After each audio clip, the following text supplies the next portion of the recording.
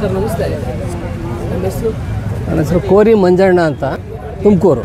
ಈ ಸಿದ್ಧಗಂಗಾ ಜಾತ್ರೆ ಸುಮಾರು 100 ವರ್ಷಗಳಿಂದ ಹೆಚ್ಚು ಇತಿಹಾಸ ಇರತಕ್ಕಂಥ ಜಾತ್ರೆ.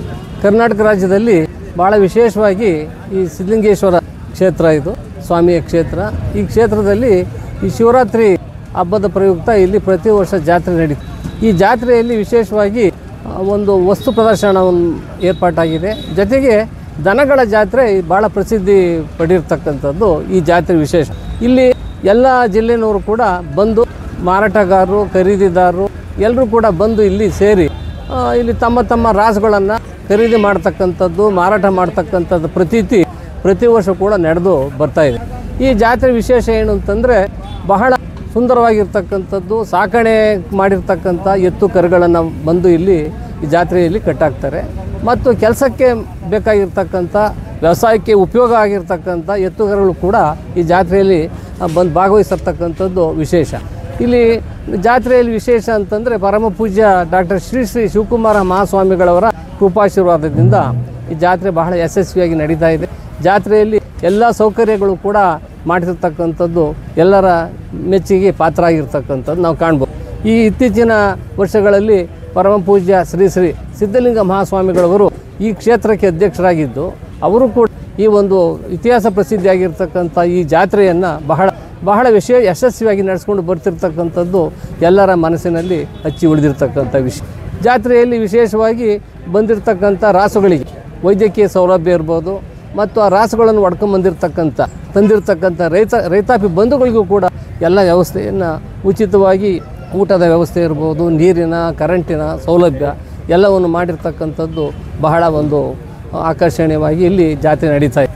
ಈ ಜಾತ್ರೆಯಲ್ಲಿ ಬಹಳ ಅತಿ ಹೆಚ್ಚು ನಾವು ಮೆಚ್ಚುಗೆ ಪಡೀತಕ್ಕಂಥದ್ದು ಅಂದರೆ, ಬಹಳ ಸುಂದರವಾದ ಎತ್ತುಗಳು ಕೂಡ ಈ ಜಾತ್ರೆಯಲ್ಲಿ ಭಾಗವಹಿಸ್ತಕ್ಕಂಥದ್ದು. ಸುಮಾರು 6 ತಿಂಗಳು ವರ್ಷಗಳಿಂದ ಕೂಡ ಇಲ್ಲಿ ಜಾತ್ರೆಯಲ್ಲಿ ನಾವು ಎತ್ತುಗಳನ್ನು ಪ್ರದರ್ಶನ ಮಾಡಬೇಕು ಅನ್ನೋ ಉದ್ದೇಶದಿಂದ ಬಹಳ ಜಾಗೃತೆಯಾಗಿ ಎತ್ತು ಕರುಗಳನ್ನು ಸಾಕಿ ತಮ್ಮ ಒಂದು ಖುಷಿ ಸಂತೋಷವನ್ನು ಮೆರೆಯತಕ್ಕಂಥದ್ದು ಇಲ್ಲಿ ಜಾತ್ರೆ ವಿಶೇಷ. ನೀವುಗಳೆಲ್ಲ ಕೂಡ ನೋಡಿರೋ ಹಾಗೆ ಎಲ್ಲ ಪೆಂಡಾಲ್ಗಳಲ್ಲೂ ಕೂಡ ಬಹಳ ಆಕರ್ಷಣೀಯವಾಗಿ ಎತ್ತುಗಳನ್ನು ಕಾಣ್ಬೋದು.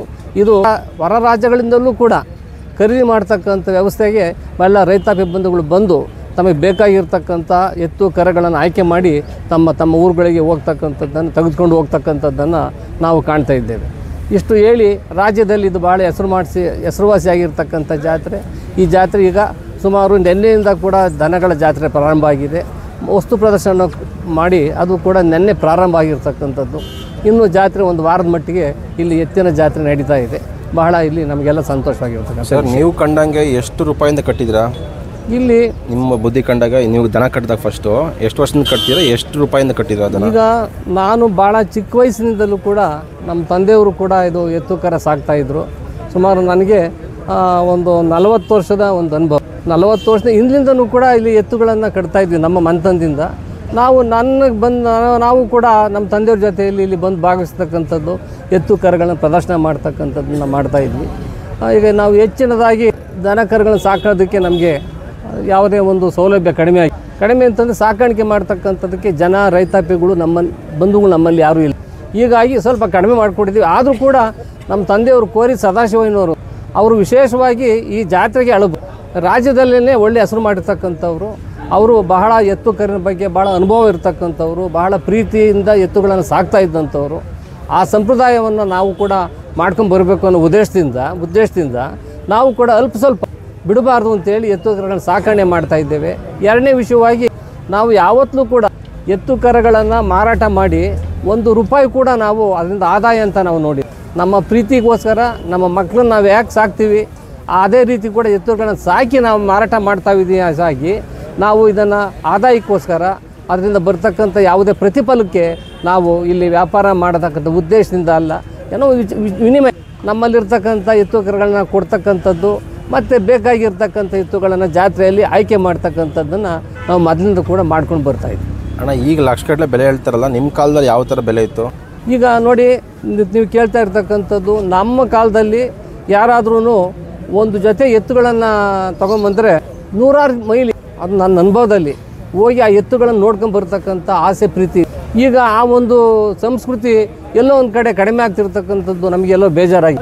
ಯಾರಾದರೂ ಒಂದು ಎತ್ತುಗಳನ್ನು ತಂದರೆ ಅವು ನಮ್ಮ ಎತ್ತುಗಳೇ ಇರ್ಬೋದು, ನಾವೇ ಸಾಕಣೆ ಮಾಡ್ತಕ್ಕಂಥ ಮನೋಭಾವದಿಂದ ಹೋಗಿ ನೋಡಿ ಸಂತೋಷನ ವ್ಯಕ್ತಪಡಿಸಿ ಬರ್ತಾಯಿದ್ರು.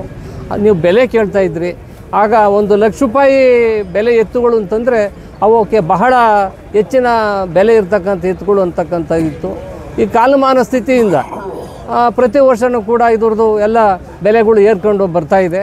ಜೊತೆಗೆ ಸಾಕಾಣಿಕೆ ಮಾಡ್ತಕ್ಕಂಥ ಆಹಾರ ಪದಾರ್ಥಗಳಿರ್ಬೋದು. ಅಲ್ಲಣ್ಣ ಇದೆಲ್ಲ ಈಗ ಲಕ್ಷಗಟ್ಟಲೆ ಹೇಳ್ತಾರೆ. ನಾನು ಕೇಳ್ತಿರೋದು ಅವಾಗ ನಿಮ್ಮ ವಯಸ್ಸಲ್ಲಿ 30-40 ವರ್ಷದಿಂದ ಕಟ್ತಿರ್ಬೇಕಾರೆ ಅವಾಗ ಏನು ಬೆಲೆ ಇತ್ತು ಅಂತ. ಆವಾಗ ಈಗ ಇತ್ತು, ಅವತ್ತು ಇತ್ತು. ಅಲ್ಲಿ ಕೂಡ 2 ವಿಧ. ಇದರಲ್ಲಿ ಕೆಲಸ ಮಾಡ್ತಕ್ಕಂಥ ಉದ್ದೇಶದಿಂದಾನೇ ಮಾಡ್ತಕ್ಕಂಥದ್ದು ಎತ್ತುಗಳನ್ನ ರೈತರು ಸಾಕ್ತಾ ಇರ್ತಕ್ಕಂಥ ಒಂದು ವಿಷಯ. ನಾವು ಸಾಕಬೇಕು ನಮ್ಮ ಮನೆಯಲ್ಲಿ ಅವನ್ನ ಏನೋ ಅದೊಂದು ಶೋಕಿಗೋಸ್ಕರ ಸಾಕ್ತಕ್ಕಂಥದ್ದು 2 ವಿಧ. ಅದರಲ್ಲಿ ಆ ವಿಷಯ ಬಂದಾಗ 1,00,000 ರೂಪಾಯಿ, ಲಕ್ಷದ ಮೇಲೆ ಸ್ವಲ್ಪ ಹಣ ಕೊಟ್ಟು ಹೆಚ್ಚಿನದೇ ಬೆಲೆ. ಆವಾಗ ಜಾಸ್ತಿ ಇರಲಿಲ್ಲ. ವರ್ಷದಿಂದ 3,000-4,000 ಎತ್ತು ಅಂತ ನೋಡಕ್ಕೆ ಬರೋದು. ಇವತ್ತಿನ ದಿನ ಒಂದು ಜಾತ್ರೆಯಲ್ಲಿ ಇವತ್ತು ಒಂದು ಚಪ್ರದಲ್ಲಿ ನಾವೇನು ಎತ್ತು ಕಟ್ಟಿರ್ತೀವಿ, ನಾವು ಇವಾಗ ಯಾರು ವ್ಯಾಪಾರ ಕೇಳಿದಾಗ 7 ಲಕ್ಷ 8 ಲಕ್ಷ ಅಂತ ವ್ಯಾಪಾರ ಹೇಳ್ತೀವಿ. ಅದನ್ನು ಇವತ್ತು ತುಂಬ ಜನ ದೂಷಿಸ್ತಾ ಇದ್ದಾರೆ. ನೀವು ಹಂಗೆ ಹೇಳ್ತೀರಾ, 10 ಲಕ್ಷ ಹೇಳ್ತೀರಾ ಅಂತ. ಯಾಕೆಂದರೆ ಆ ಬೆಲೆ ಇವತ್ತು ಆ ದುಡ್ಡಿಗೆ ಆ ಬೆಲೆ ಬಂದಿದೆ, ಬಸಪ್ಪಂಗೂ ಬೆಲೆ ಬಂದಿದೆ ಅನ್ನೋದು ನಮ್ಮ ವಾಡಿಕೆ. ಇವತ್ತು ನಿಮ್ಮ ಕಾಲದಲ್ಲಿ 100 ರೂಪಾಯಿಗೂ ಜೊತೆ ಆಗ್ತಾಯಿದ್ರಿ, 200 ರೂಪಾಯಿಗೂ ಜೊತೆ ಆಗ್ತಾಯಿದ್ರಿ. ಅವತ್ತಿನ ದಿನ 3,000 ರೂಪಾಯಿ ಅಂದರೆ ಇವತ್ತಿನ ದಿನ 30 ಲಕ್ಷ ರೂಪಾಯಿ ದುಡ್ಡು ಲೆಕ್ಕ. ಯಾವುದು 22 ವರ್ಷದಿಂದ.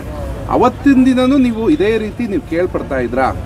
ಮಾತ್ಕೊಂಡ. ಯಾಕೆಂದರೆ ಇವತ್ತಿನ ದಿನದಲ್ಲಿ ಒಂದು ಯೂಟ್ಯೂಬ್ ಅನ್ನೋದು ಒಂದು ಟ್ರೆಂಡ್ ಆಗಿರೋದ್ರಿಂದ ನನಗೆ ಕೆಲವರು ನಿಮ್ಮ ದಾವಣಿಲಿ 10 ಲಕ್ಷ ಹೇಳ್ತೀರಾ, 8 ಲಕ್ಷ ಹೇಳ್ತೀರಾ, ರೈತರಿಗೆ ಗಾಬರಿ ಬೀಳಿಸ್ತಾ ಇದ್ದೀರಾ, ಜನಗಳಿಗೆ ಗಾಬರಿ ಬೀಳಿಸ್ತಾ ಅಂತ ಕೆಲವು ತಪ್ಪು ಸಂದೇಶ ಕೊಡ್ತಾ ಇದ್ದಾರೆ. ಇವತ್ತಿನ ದಿನ ಒಂದು ಜೊತೆ ಒಂದು ದೊಡ್ಡ ಒಂದು ಒಂದು ಒಂದು ಒಂದು ರೂಪದಲ್ಲಾಗಲಿ ಒಂದು ಒಳ್ಳೆ ಕೂಟ ಅಂದರೆ ಇವತ್ತು ತುಮಕೂರು ಸುಧಾಕರ್ಣವರು 200 ರೂಪಾಯಿಗೂ ಕೊಟ್ಟು ಹಾಕೋರೆ, 5,000 ರೂಪಾಯಿಗೆ ಅವತ್ತು ಅಂತ ಎತ್ತಂದೆ ಅಂತ ಇಷ್ಟೋ ಗಂಟೆ ಹೇಳ್ತಾಯಿದ್ರು. ಇವತ್ತು ಅಣ್ಣವ್ರು ಕುತ್ಕೊಂಡಾಗ ಅಣ್ಣವ್ರು ಬೆಲೆ ಕಟ್ಟೋಷ್ಟು ಯಾರೋ ಏನೋ ಹೇಳ್ತಾ ಇಲ್ಲ. ಹಿಂಗೆ ಒಂದೇ ಡೈರೆಕ್ಟಾಗಿ ಹೇಳ್ತಾರೆ 3 ಲಕ್ಷ 4 ಲಕ್ಷ ಅಂತ. ಎತ್ತು ಒಂದು ಒಳ್ಳೆ ರೀತಿ ಇದ್ದಾಗ, ಒಂದು ಒಳ್ಳೆ ದಕ್ಷತೆಯಲ್ಲಿದ್ದಾಗ ಆ ಎತ್ತಿಗೆ ಬೆಲೆ ಕಟ್ತಾರೆ ಯಾರು ಸುಧಾಕರ್ಣವರು. ಅದು ಯಾರಾಗಲಿ ಒಂದು ಕಟ್ಟಿ ಒಂದು ಬೆಲೆ, ಒಂದು ಬಸಪ್ಪ ಒಂದು ಬೆಲೆ ನಿಗದಿ ಮಾಡ್ತಾರೆ. ನಾವು ಅದನ್ನು ತೊಗೊಂಡೋಗಿ ಒಂದು ಕಡೆ ಹೇಳಿದಾಗ ಜನ ಒಂದು ಬೇರೆ ರೀತಿ ತೊಗೊಂಡು ಬೇರೆ ಥರ ಮಾತಾಡ್ತಾ ಇದ್ದಾರಲ್ಲ, ಇದ್ರ ಬಗ್ಗೆ ನಿಮ್ಮ ಅನುಭವಗಳು ಹೇಳಿ. ಈಗ ತಾವು ಹೇಳ್ತಿರೋದ್ರ ಬಗ್ಗೆ ಇತ್ತೀಚಿನ ಸುಮಾರು 4-5 ವರ್ಷಗಳಿಂದ ಈಚೆಗೆ ನನ್ನ ಅನುಭವದಲ್ಲಿ ಯುವ ಪೀಳಿಗೆ ಏನಿದೆ, ಯುವಕರು ಹೆಚ್ಚು ಆಸಕ್ತಿ ವಹಿಸಿ ದನಕರುಗಳನ್ನ ಸಾಕ್ತಕ್ಕಂಥ ಒಂದು ಪರಿಪಾಠವನ್ನು ಮಾಡ್ತಿರ್ತಕ್ಕಂಥದ್ದು ನಮಗೆಲ್ಲರಿಗೂ ಕೂಡ ಸಂತೋಷ ಆಗಿರ್ತಕ್ಕಂಥ ವಿಷಯ.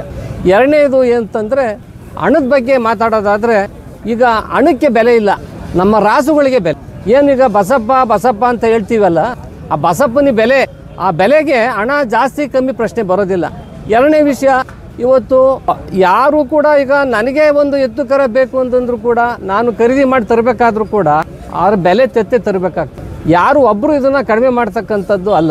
ಯಾಕಾಗಿ ಇಷ್ಟು ಹಣ ಜಾಸ್ತಿ ಆಯಿತು, ಬೆಲೆ ಏರ್ಕೊಂಡು ಹೋಯಿತು ಅಂತಂದರೆ, ನಮ್ಮ ಹಳ್ಳಿಕಾರ ರಾಸುಗಳಿದೆಯಲ್ಲ, ಆ ಸಂತತಿ ಕಡಿಮೆ ಆಗಿಬಿಟ್ಟಿದೆ. ಅದರ ಒಂದು ಸಂತಾನ ಅಭಿವೃದ್ಧಿ ಕೂಡ ಕಡಿಮೆ ಆಗಿಬಿಟ್ಟಿದೆ.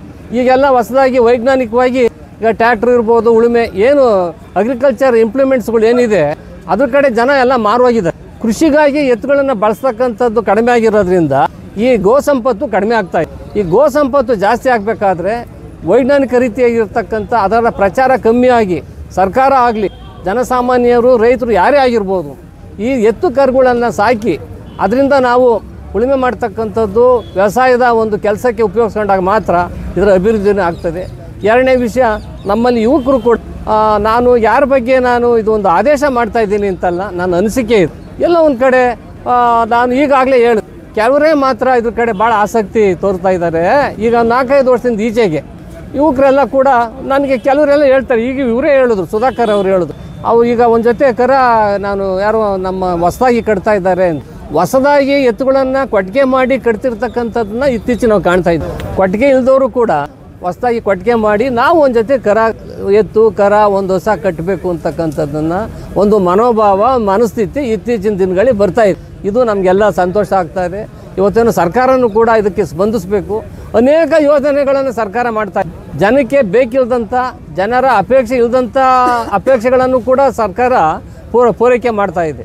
ಅನಗತ್ಯವಾಗಿ ಸರ್ಕಾರದ ಯೋಜನೆಗಳಲ್ಲಿ ಬಿಟ್ಟು ಇಂತಹ ರೈತರಿಗೆ ಬೇಕಾಗಿರ್ತಕ್ಕಂಥ ರೈತರ ವ್ಯವಸಾಯ ಪದ್ಧತಿ ಇರ್ಬೋದು, ಗೋ ಸಂರಕ್ಷಣೆ, ಗೋ ಹತ್ಯೆ ಇವನ್ನೆಲ್ಲ ಕೂಡ ಸರ್ಕಾರ ಹೆಚ್ಚಿನ ಒಂದು ಮಹತ್ವ ಕೊಟ್ಟರೆ ಇದು ಅಭಿವೃದ್ಧಿ ಜಾಸ್ತಿ ಆಗ್ತದೆ, ಜನರಲ್ಲೂ ಕೂಡ ಒಂದು ಆಸಕ್ತಿ ಬರ್ತದೆ ಅಂತ ಹೇಳಿ ನನ್ನ ಮಾತನ್ನು ಮುಗಿಸ್ತೇನೆ.